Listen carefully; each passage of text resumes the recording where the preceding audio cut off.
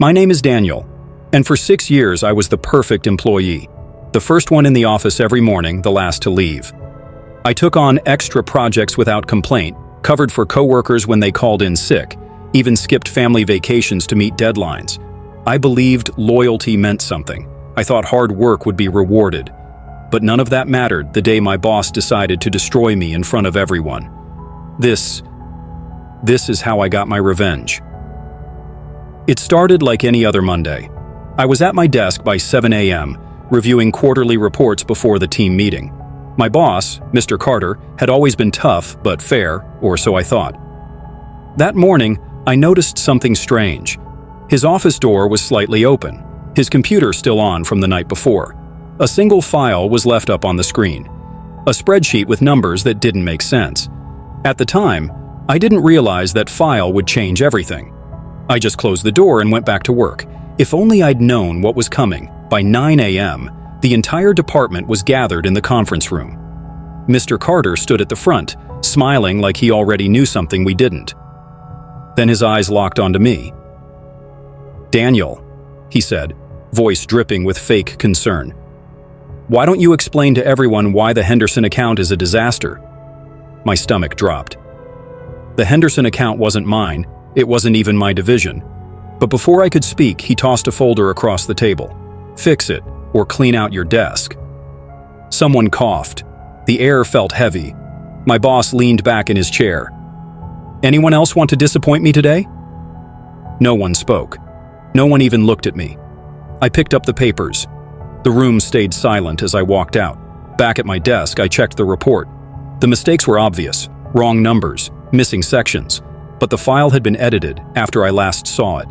Someone had changed it, and I had a pretty good idea who. I closed the document and stared at my screen. My phone buzzed. A message from my boss. "Clock's ticking." I deleted it. Then I opened a new file and started typing. Not the report, something else. A name, a date, a transaction amount that didn't add up. The numbers from that spreadsheet I'd seen on his computer, the one he'd left open by mistake. I saved the file and sent it to myself. Then I got up and walked to the break room. My boss was there, pouring coffee. He didn't look at me. "Report's done?" he asked. I took my time answering. "Almost," I said. He finally turned. "Good, because I'd hate to lose you." He smiled. I smiled back. "Yeah," I said. "That would be a shame." Later that afternoon, I was in the supply closet grabbing pens when I heard voices outside. My boss and the finance director. "The auditors are coming next week," the director said. "We need to clean this up fast." My boss replied, "Move the money through the offshore account like last time. Just make sure Daniel's team gets the paperwork." The director hesitated. "What if he notices?" My boss laughed. "He won't. He's too busy fixing reports he didn't even mess up." Their footsteps faded down the hall. I stayed in that closet for 5 full minutes just staring at the shelf. Then I took out my phone and recorded what I remembered. Word for word. Back at my desk, I pulled up old financial reports. Cross-checked numbers, found 3 payments that didn't match any projects, sent copies to my personal email. That night, I worked late. Again. When the office emptied, I walked past my boss's door. It was cracked open. His computer was on. Again. This time, I didn't walk away, sat at his desk and searched the files. Found a folder labeled Personal. Password protected. Tried his wife's birthday. Failed. Tried his golf handicap. Failed. Then I tried the company's founding date. The folder opened. Inside were bank statements, offshore accounts, fake invoices. I took pictures of everything. As I was leaving, I heard the elevator ding, grabbed my stuff and ducked into the stairwell. The next morning, my boss called me into his office. "Working late again?" he asked. I nodded. He leaned forward. "You know, Daniel, loyalty is important here." I met his eyes. "I know," I said. "That's why I'm still here." He studied me for a long moment, then smiled. "Good.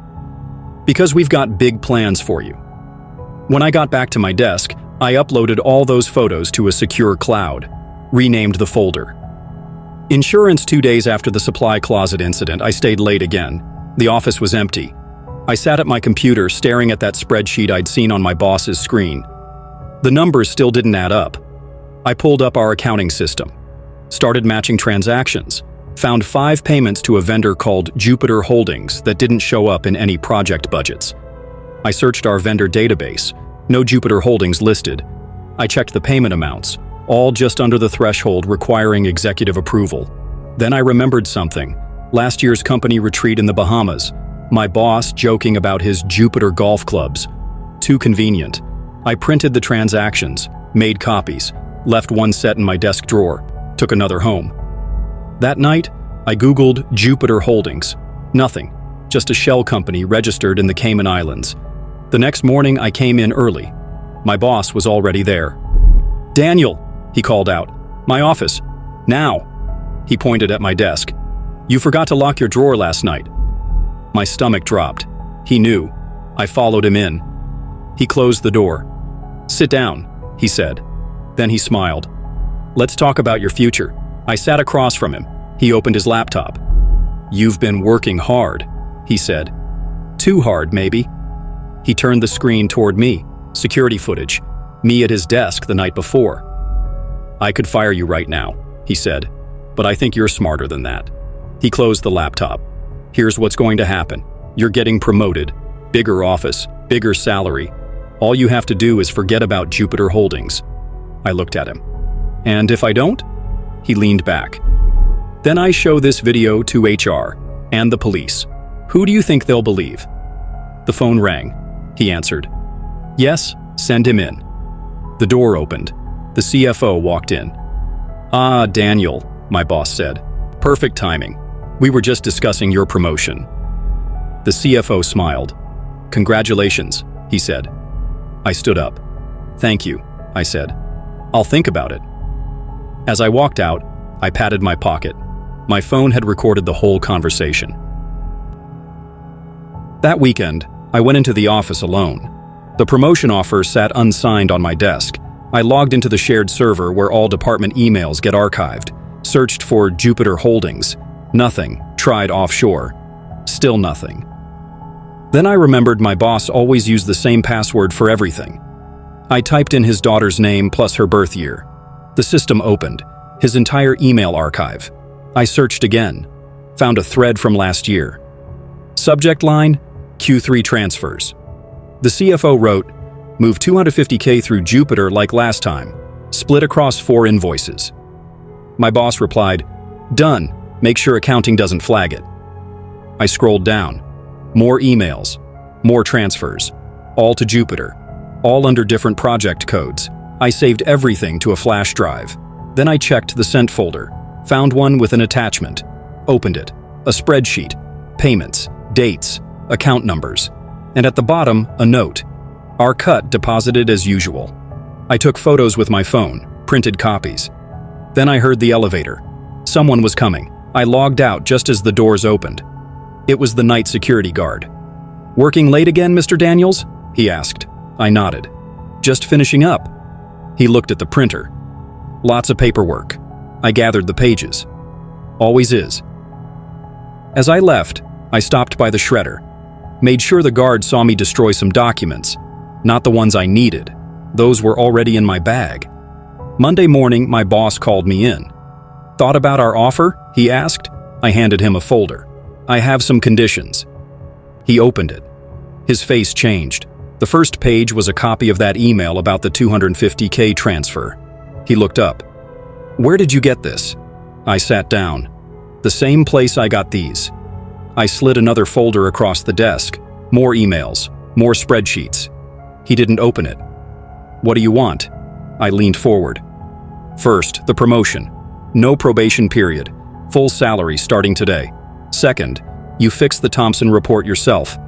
Third, you never speak to me like you did in that meeting again." He stared at me, then laughed. "You're bluffing. You'd lose your job too." I took out my phone, played the recording from our last conversation. His voice. "All you have to do is forget about Jupiter Holdings." The color drained from his face. I stood up. "My new office ready by noon." He didn't answer. I walked out. The CFO was waiting outside. He looked at me, then at the closed door. "Everything okay?" he asked. I smiled. "Better than okay. I just got promoted." 2 days after our meeting, the announcement came. A company-wide email from HR. My promotion to senior manager, effective immediately. My new office was ready before lunch. Bigger space, better view. The team gathered to congratulate me. Everyone except my boss. He was out on business. That afternoon, the CFO stopped by. "Quick word?" he asked. We stepped into the hallway. "You should know," he said. "This promotion was fast-tracked. Normally takes weeks." I nodded. Guess they really wanted me in the role. He studied me. "Just be careful. Some opportunities come with strings." He walked away before I could respond. Back at my desk, I found a new file waiting. Priority project. Confidential. Inside were financial reports I'd never seen before, complex transactions, offshore accounts, all needing my approval. I flipped through the pages. One signature would authorize everything. I set it aside. That night, I stayed late again. Went through every document line by line, cross-referenced numbers, found discrepancies, took photos, printed copies, left the originals in my desk. The next morning, my boss was waiting when I arrived. "Settling in?" he asked. I showed him the unsigned file. "Need more time to review?" He smiled. "Of course. Take all the time you need." Then he lowered his voice. "Just remember, we're on the same team now." As he walked away, my phone buzzed. Unknown number. One sentence. "Check your car." I went straight to the parking garage, found an envelope on my windshield. Inside, photos. Of me. At my desk after hours, going through files. The last one showed me holding the documents I'd copied. Someone had been watching. I put the photos in my bag, went back upstairs. My boss was in my office, sitting at my desk. "Forget something?" he asked. I closed the door. "We need to talk." He leaned back in my chair. "About what?" I took out the photos, spread them across the desk. "This." He barely glanced at them. "Security does routine checks." I pointed to the last photo. This was taken through my window, from the building across the street. He stood up. "You're paranoid." I opened my laptop, pulled up the email with my promotion letter. "This says I report directly to the CEO now. Not you." His jaw tightened. "Mistake. It'll be corrected." I shook my head. Too late. I already forwarded everything to him. The emails, the transfers, even this little photo shoot. The color drained from his face. "You're bluffing." I picked up my phone, showed him the sent folder, one email to the CEO, marked urgent. He grabbed for it. I stepped back. "It's done," I said. The door opened. The CFO walked in, looked between us. "Problem?" My boss straightened his tie. "No problem, just welcoming Daniel to the team." The CFO nodded. "Good, because the CEO wants to see you. Now." As my boss left, the CFO turned to me. "You might want to come too." I followed him out. The elevator ride was silent. When the doors opened on the top floor, the receptionist looked up. "They're waiting for you," she said. We walked down the hall. The CEO's door was open. Inside, my boss was already sitting. The CEO stood by the window. He turned as we entered, held up a file. "Who wants to explain this first?" The CEO's office was too quiet. My boss sat frozen, staring at the file on the desk. The CFO cleared his throat. "I think we should hear Daniel's side first." The CEO nodded. I took a breath. 3 weeks ago, I noticed irregular payments in the accounting system, all routed through a shell company called Jupiter Holdings. My boss cut in. "This is ridiculous. Daniel's upset about his performance review." The CEO held up a hand. "Let him finish," I continued. "I found emails authorizing unauthorized transfers, over $2 million in the past year alone." I placed my phone on the desk. "I have recordings of conversations confirming this." The CEO picked up the phone. Listened. His expression darkened. He turned to my boss. "Explain." Sweat formed on my boss's forehead. "It's not what it looks like. Those were approved investments." The CFO spoke up. Approved by who? The board never saw these. I reached into my bag, produced another file. There's more. Fake invoices, altered reports, all signed by the same two people. The room went still. The CEO stood. Give us the room. As I turned to leave, my boss grabbed my arm. You'll regret this, he whispered. I pulled free. No, I said, but you will. The door closed behind me. I walked straight to IT, asked for access to the server logs. The technician hesitated. That requires VP approval. I showed him my new title on the company directory. It's urgent. 30 minutes later, I had what I needed. Every file my boss had accessed in the past month.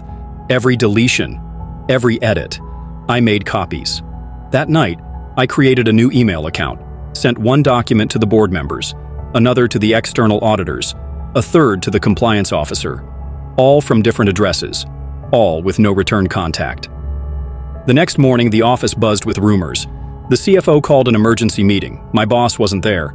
The receptionist told me he'd been in early, cleared out his desk, left without a word. At noon, the CEO called me in. We're bringing in forensic accountants, he said. This goes deeper than we thought. I nodded. I'll help however I can. As I walked back to my office, my phone buzzed. Unknown number. You think you've won. Game's not over. I deleted it, smiled, because the next move was already in play. 3 days later, the auditors arrived. The compliance officer called me in first. Walk us through what you found. For 2 hours, I showed them everything. The payments, the emails, the altered records. When I finished, the lead auditor sat back. This is the clearest case we've seen. That afternoon, security escorted the CFO out. Turns out he'd been in on it from the start. The office was in chaos. People whispering, nervous glances. I kept working like nothing happened. That night, as I packed up, the receptionist stopped me. You're the only one not surprised by any of this. I shrugged. Some people get too greedy. She handed me an envelope. This came for you. Inside was a key. No note. Just an address written on the back. I knew the building. High-end. Expensive. My boss's condo. I drove straight there. Used the key. The place was empty. Cleaned out. Except for one thing. On the kitchen counter sat a laptop. Open. Powered on. A single file on the screen. Bank statements. An offshore account. $12 million. And a sticky note with my name. I closed the laptop. Took it with me. The next morning, I handed it to the CEO. Found this last night. He looked exhausted. Where? I told him. He shook his head. The police searched that place yesterday. It was empty. I didn't answer, just walked out. Because the game wasn't over. Not yet. Not until I found out who else was involved and how high this really went. 2 weeks after the investigation started, the CEO called an all-hands meeting. The entire company packed into the conference center. Rumors had been flying for days. People knew something big was coming. I sat in the front row, my phone in my pocket. The CEO stepped up to the podium. What I'm about to share concerns everyone here, he began. We've uncovered serious financial misconduct. A murmur went through the crowd. He continued. Several executives were involved in diverting company funds. Someone shouted from the back.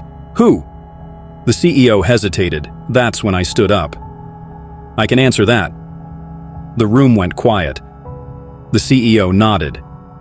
I walked to the podium, plugged my phone into the sound system. This recording was made 3 weeks ago, I said. Then I pressed play. My boss's voice filled the room. Move the money through Jupiter like last time. Split across 4 invoices.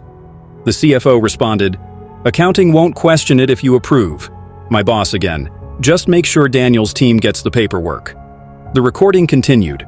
More details, more names. The room erupted. People shouted questions. The CEO tried to restore order. I waited. When the noise died down, I played the second recording. My boss's voice, clear as day. Our cut gets deposited as usual, 12%. A gasp went through the crowd. The CEO looked stunned. "Where did you get this?"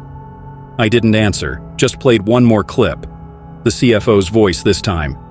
"The board can't know, not until we've moved the rest." The room exploded. People stood up, yelling, demanding answers. Security rushed in. The CEO grabbed the microphone. "Everyone, please, we will get to the bottom of this." But it was too late. The damage was done. As I walked back to my seat, I saw the HR director on her phone. The legal team huddled in the corner. And the board members? They were already heading for the exit. The next hour was chaos. The CEO called an emergency board meeting. The legal team locked down all financial records. Security escorted several managers out of the building. I stayed at my desk, watching, waiting. My phone buzzed constantly. Messages from coworkers, questions, threats. I ignored them all. At 3 p.m., the CEO called me into his office. The board chair was there, the general counsel, and two people I didn't recognize, federal agents. The CEO looked exhausted. "We need your full cooperation," he said. The agent stepped forward. "We'd like to ask you some questions." I nodded. "Of course." They started with the basics. When did I first notice the irregularities? Who did I tell? How did I get the recordings? I answered everything, except one question. Who else was involved? I looked at the CEO, then the board chair. "I think you already know." The room went still. The agents exchanged glances. One pulled out a notepad. "We'll need names." I leaned forward. "Check the offshore accounts. Follow the money. It always leads somewhere." The board chair stood abruptly. "I think that's enough for today." The agents didn't argue. After they left, the CEO turned to me. "This isn't over." I smiled. "No, it's just beginning." That night, as I left the office, a black car pulled up beside me. The window rolled down, a voice from inside. "Get in, we need to talk." I recognized the face immediately, the last person I expected to see, the one who started it all. At exactly 9:15 a.m. on Tuesday, security showed up at my boss's office. I watched from my desk as they knocked on his door. He opened it, confused at first, then angry. "What is this?" The head of security handed him an envelope. "Company policy. We need to escort you out." My boss tore open the envelope, scanned the contents. His face changed. "This is a mistake." The security chief shook his head. "No mistake, sir. CEO's orders." My boss looked around the office, saw everyone watching. His eyes landed on me. For a second, I thought he might say something. Then he straightened his tie. "Fine." He grabbed his briefcase, took one last look around his office, walked out with security on either side. The whole floor was silent. You could hear his footsteps all the way to the elevator. When the doors closed, the office erupted. People talking all at once, phones ringing. The receptionist came over to me. "Did you know this was coming?" I shrugged. I knew something was coming. Just then, the CEO's assistant appeared. "Daniel, the CEO wants to see you." I followed her to the elevator, past my boss in the lobby. He was arguing with security. "You can't just take my access card." The guard held out his hand. "Company property, sir." The elevator doors closed before I could hear more. Upstairs, the CEO was on the phone. He waved me in, hung up. "It's done." He pushed a file across the desk. The board voted unanimously. I opened it. Termination papers, effective immediately, non-disclosure agreement, severance package. The CEO leaned forward. "He'll never work in this industry again." I closed the file. "What about the money?" The CEO sighed. "That's up to the authorities now." I nodded, stood to leave. The CEO stopped me. "One more thing. His office. It's yours if you want it." I thought about it. "I'll let you know tomorrow." When I got back downstairs, my boss was gone, his nameplate already removed from the door. His computer wiped clean. The office felt different, lighter somehow. That night, as I was leaving, I found an envelope on my car. No name. Just a single key inside, and an address I didn't recognize. I put it in my pocket, got in my car, drove straight to the police station. The detective listened carefully as I explained everything. The recordings, the documents, the money. When I finished, he took the key. "We'll check this out." 2 days later, he called me back. "You were right. The address led us to a storage unit, full of documents, bank records, laptops, even some cash." I asked the obvious question. "Enough to prove everything?" The detective paused. "More than enough. But here's the thing. Some of these records go back 10 years. This wasn't just your boss." I knew what that meant. Who else was involved? The detective sighed. "That's what we're trying to figure out. But I'll tell you this, it goes higher than we thought." I hung up. Looked around my new office. Bigger desk, better view. The phone rang. The CEO. "Daniel, we need to talk. The board has questions." I grabbed a notebook. Headed upstairs. The conference room was full. Every board member, the general counsel, 2 people I didn't recognize. The CEO introduced them. "This is the audit team from headquarters." One of them stood. "Mr. Daniels, we'd like to go over your findings." I sat down, opened my notebook. "Where would you like to start?" The man smiled. "How about from the beginning?" So I told them everything. Again. This time, I left nothing out. When I finished, the room was silent. The CEO cleared his throat. "Thank you, Daniel. That will be all." As I walked out, I heard the door lock behind me. I didn't look back, just kept walking, because the game had changed, and so had the players. The CEO's office was quieter than usual when I walked in. He sat behind his desk staring at a folder. "We need to fill the position," he said without looking up. "The board wants you." I stayed standing. "My boss's job?" The CEO finally met my eyes. "Vice President of Operations, effective immediately." He slid a contract across the desk. "Salary almost double what you make now. Full benefits, stock options." I didn't touch the papers. "What about the investigation?" The CEO leaned back. "Ongoing, but we can't stop running the company." I walked to the window, looked out at the city. "And if I say no?" The CEO stood up, joined me at the window. "Then we find someone else." "But Daniel..." He paused. "You earned this." I turned to face him. Did I? Or am I just the only one left who knows where all the bodies are buried? The CEO didn't answer right away, just stared out the window with me. Finally, he sighed. "It's your call." I picked up the contract, flipped through the pages, stopped at the compensation section. The numbers were impressive, more than I'd ever make anywhere else. I closed the folder, put it back on the desk. "I appreciate the offer, but no." The CEO looked surprised. "May I ask why?" I headed for the door, paused with my hand on the knob, because I don't want to sit in an office wondering which of my employees is recording me. I walked out. The elevator ride down felt longer than usual. When the doors opened, half the office was gathered in the lobby. The receptionist stepped forward. "Well?" I shook my head. Not taking it. A murmur went through the crowd. Someone clapped, then another. By the time I reached my desk, the whole floor was applauding. My phone buzzed. Unknown number. One word. Smart. I deleted it, packed up my things, left the building without looking back. 2 weeks later, I started my own consulting firm. Small office, just me and an assistant. My first client? The detective working my old boss's case. He brought coffee and a thick file. "Thought you might want to see this?" he said. I opened it. Bank records, emails, photos, all new evidence. I looked up. "Where'd you get this?" He took a sip of coffee. "Anonymous tip, came in yesterday." I flipped through the pages, recognized names, dates, transactions. Everything pointed to one conclusion. This went way higher than my boss. The detective leaned forward. "We could use your help making sense of it all." I closed the file. "What's in it for me?" He smiled. "Justice?" I pushed the file back. "Try again." The detective sighed, pulled out another envelope. "How about this?" Inside was a business card, the district attorney's office, and a number to call. The detective stood up. "They're putting together a special task force, white-collar crimes. They want you to lead it." I studied the card.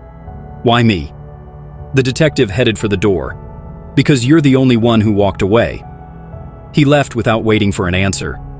I stared at the card for a long time, then picked up my phone, dialed.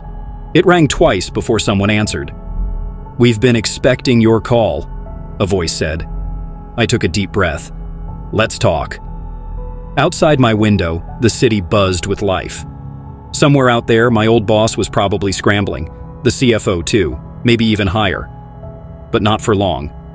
Because the game wasn't over. It had just changed venues, and this time, I was making the rules. 6 months after leaving the company, I signed the lease on my new office. Top floor of a downtown building, glass walls, city views. My first hire was Sarah, the receptionist who'd warned me about my boss's moods. She showed up with 2 boxes of files.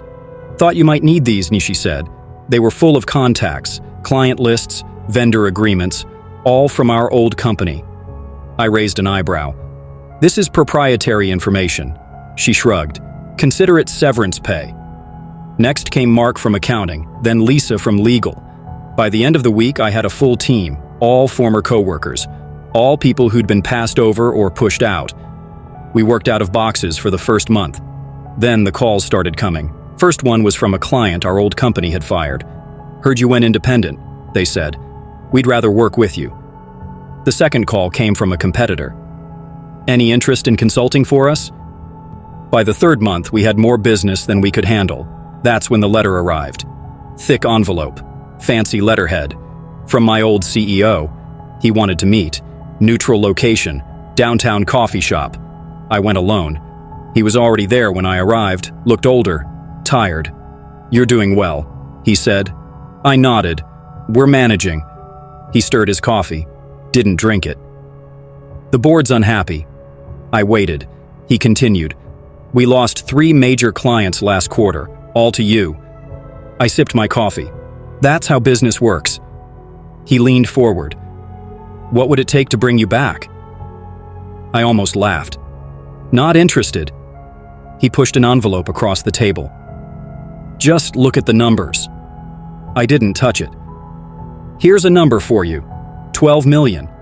That's how much your executives stole. And you want me to come back?" He stood up. "Think about it." I stayed seated, watched him walk out, left the envelope on the table.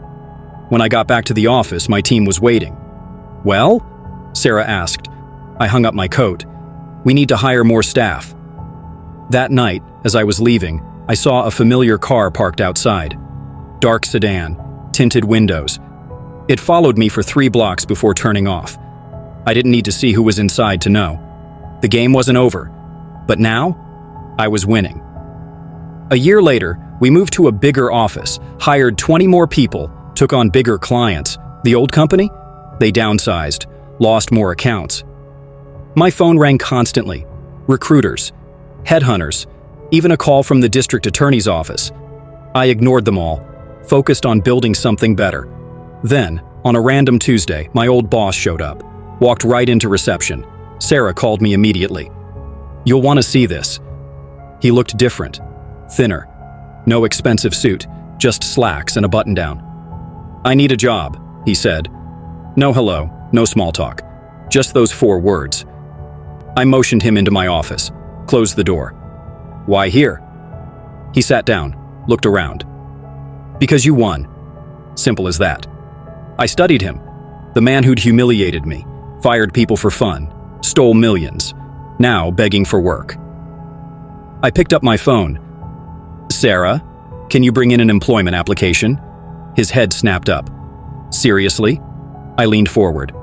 "Minimum wage, probation period, full background check." He hesitated, then nodded. "Fair enough." Sarah brought the form, watched him fill it out. When he left, she turned to me. "You're really hiring him?" I looked at the application. "No, but now we have his current address and his signature." I filed it away in a locked drawer. The next morning, the detective called. "Got a minute?" He came by at lunch, brought sandwiches and a subpoena. "For your records," he said. I signed it, handed him the application. "This might help too," He whistled. "This is gold." As he left, Sarah appeared in my doorway. "New client on line 1. Says it's urgent." I picked up the phone, recognized the voice immediately, the CEO. "We need to talk," he said. I smiled. "Sure, but this time, you come to me." 5 years to the day after I walked out of that company, I stood at the window of my corner office watching the snow fall. The phone rang. My assistant's voice came through. "Your 3 o'clock is here." I told her to send them in. The door opened. It was the young intern who'd replaced me at my old job. She carried a thick folder. "They asked me to bring you these," she said. I opened it. Financial reports, internal memos, everything they'd refused to give the investigators. I looked up. "Why now?" She shifted on her feet. "The new CEO thought you should have them." I flipped through the pages, saw the names, the dates, the amounts, all the pieces finally falling into place. "Tell me," I said. "What happened to my old boss?" She hesitated. "Prison. 2 to 5 years." I nodded. "And the CFO?" "Fled the country," she said. "Last anyone heard, he was in Dubai." I closed the folder. "And the CEO? The one who offered me that promotion?" She looked down. "Resigned last week. Health reasons." I pushed the folder aside.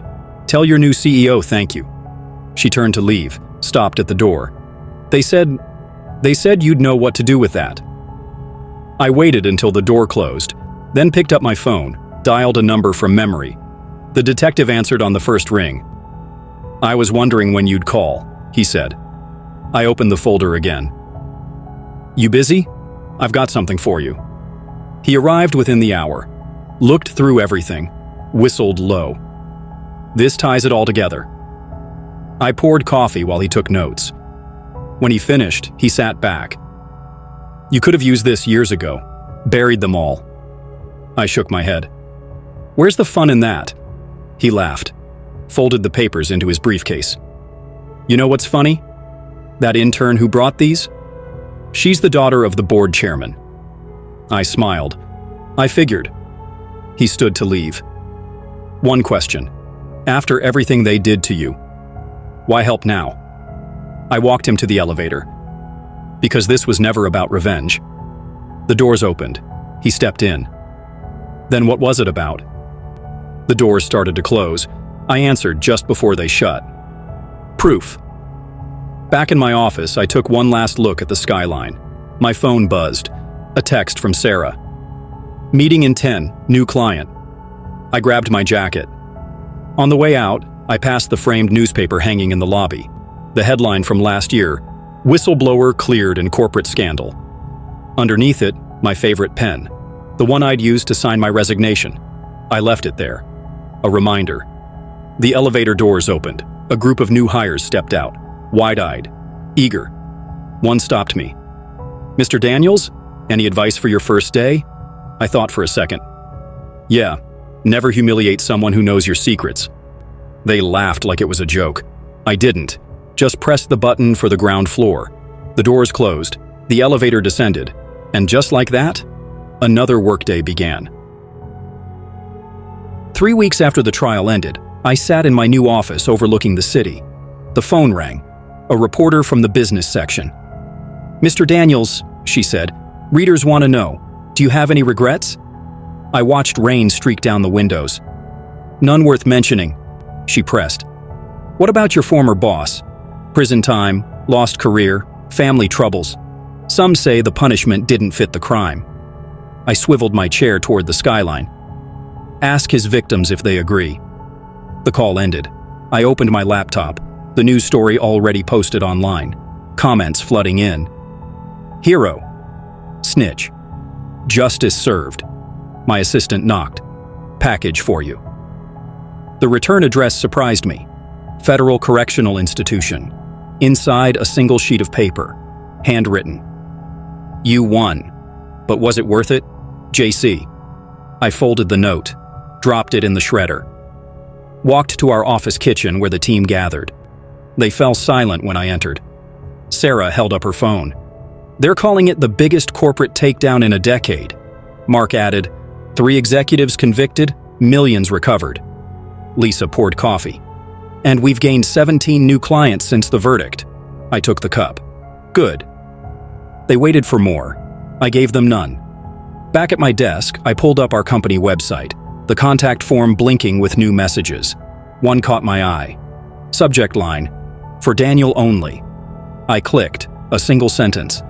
The board knew everything. Attached was a file, password protected. I tried the date of my firing. Failed. Tried the company's founding year.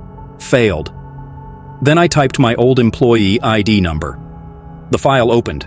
Board meeting minutes, voting records, compensation reports, all dated before the scandal broke, all showing they knew. I leaned back. The office hummed outside my door. My team laughing about something, phones ringing, business continuing.